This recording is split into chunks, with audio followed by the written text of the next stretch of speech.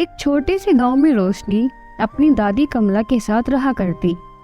रोशनी के माता पिता की मौत उसके बचपन में ही हो गई थी, जिसके बाद रोशनी की देखभाल उसकी दादी को ही करनी पड़ी। लेकिन कमला की उम्र ज्यादा होने के कारण कमला से कोई काम नहीं हो पाता, इसलिए घर के सारे काम रोशनी ही क्या करती।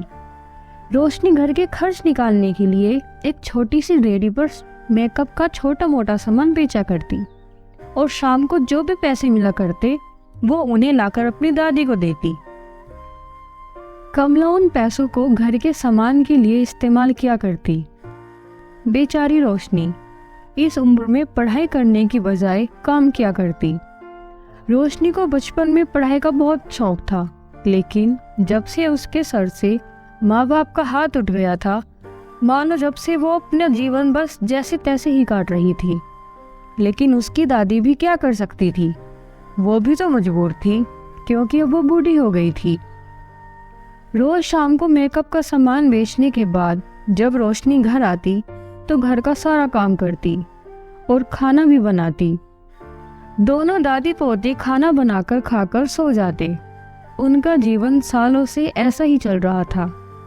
अब रोशनी के जीवन में उसके खुद के सपने की कोई आस नहीं बची थी।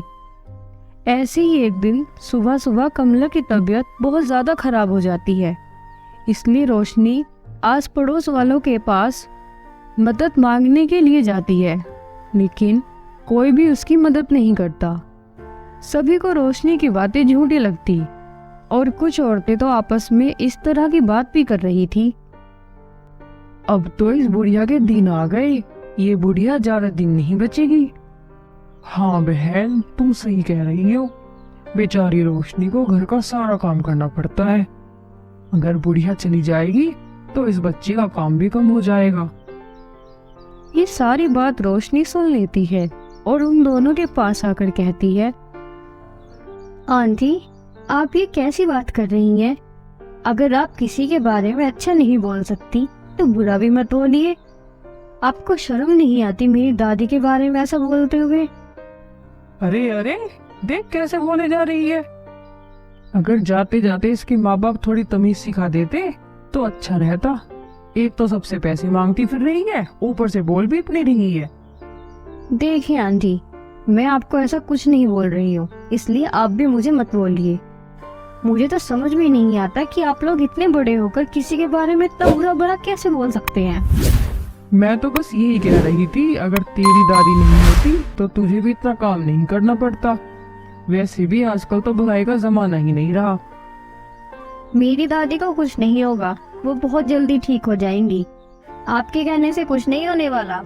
और हाँ, आज के बाद मेरी दादी के बारे में ऐसा दोबारा मत बोलना, वरना देखो मुझसे बुरा कोई नहीं होगा। हाँ हाँ ठीक है, भलाई का तो जमाना ही नहीं रहा।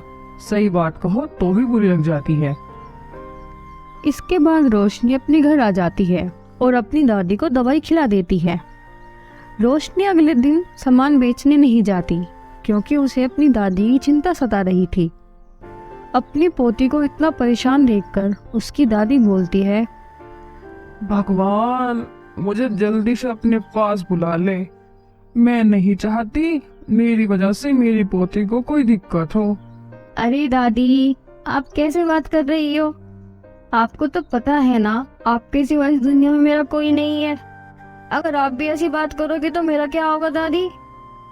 मैंने तो आपको बचपन से ही मम्मी पापा माना है। अब आप देखो जल्दी से ठीक हो जाओ और ऐसी बात मत करो। कैसे बेटी, ना तो कोई हमारी मदद करता है, ना ही घर में कोई पैसा है। घर भी इतना छोटा है, मेरी दवाई लाने तक के भी पैसे नहीं है हमारे पास।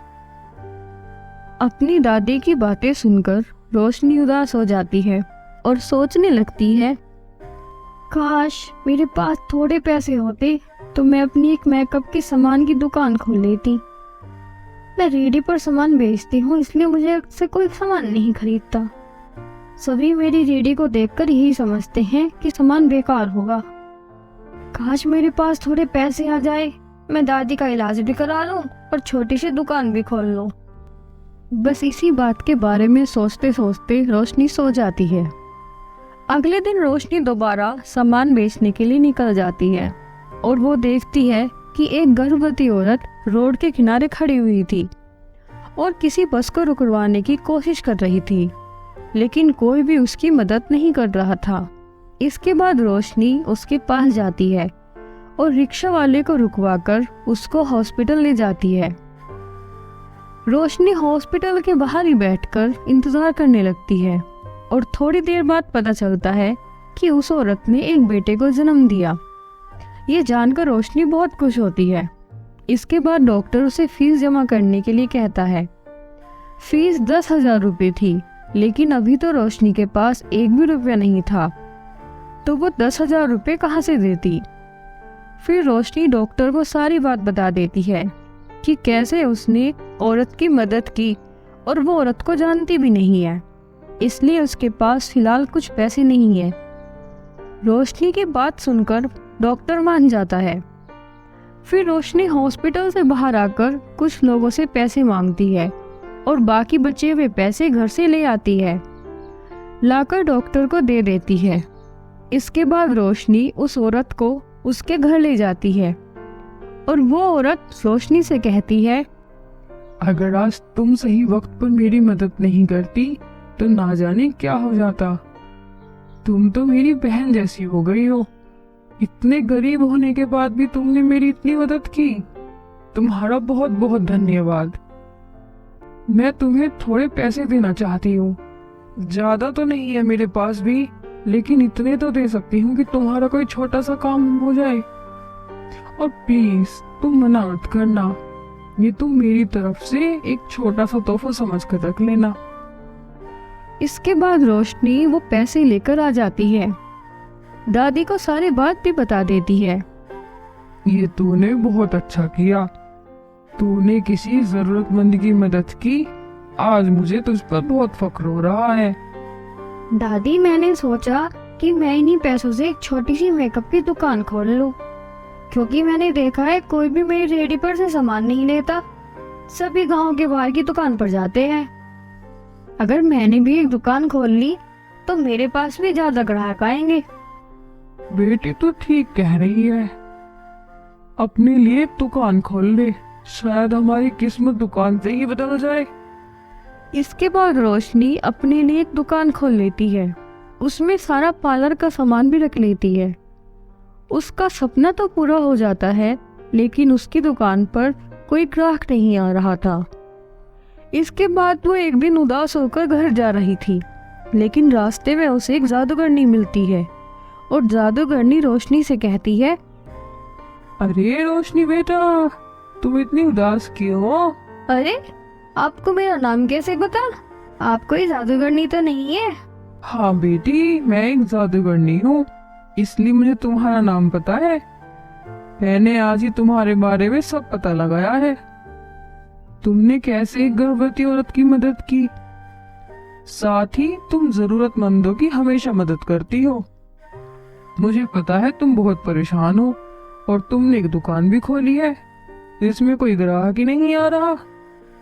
मैंने तुम्हारी दुकान के पास एक जादुई लिपस्टिक का घर बनाया है जिसमें कोई ग्राहक नहीं आ रहा। अब जाकर देखना, तुम्हारी दुकान के आगे लाइन लग जाएगी। उस घर में तुम खुशी खुशी रह भी सकती हो। तुम्हारी दादी भी जल्दी ठीक हो जाएंगी। जादूगरनी की बात सुनकर रोशनी बहुत खुश होती है और उसको सब समझ भी आ जाता है। वो जल्दी से अपनी दुकान के बाहर जाकर देखती है। उसकी दुकान के पास में एक जादुई लिपस्टिक का घर बना होता है। ये देखकर रोशनी बहुत खुश हो जाती है और अपनी दादी को उस घर में ले जाती है जिसमें उनकी ज़रूरत की सारी चीज़ें पहले से ही थी। जब अगले दिन रोशनी अपनी दुकान पर जाती है तो देखती है दुकान के बाहर बहुत से लोग सामान खरीदने के लिए खड़े हुए थे। धीरे धीरे उसकी दुकान भी अच्छी चलने लगती है और अब उसकी दादी की तबीयत भी ठीक होने लगती है। इसके बाद रोशनी अपनी पढ़ाई करने का भी सपना पूरा करने के लिए एक अच्छे स्कूल में एडमिशन ले लेती है और अपना जीवन खुशी खुशी बिताने लगती है। यहीं पर हमारी कहानी ख़त्म होती है। अगर आपको हमारी कहानी अच्छी लगी हो तो हमारी वीडियो को लाइक करें और हमारे चैनल को सब्सक्राइब करें।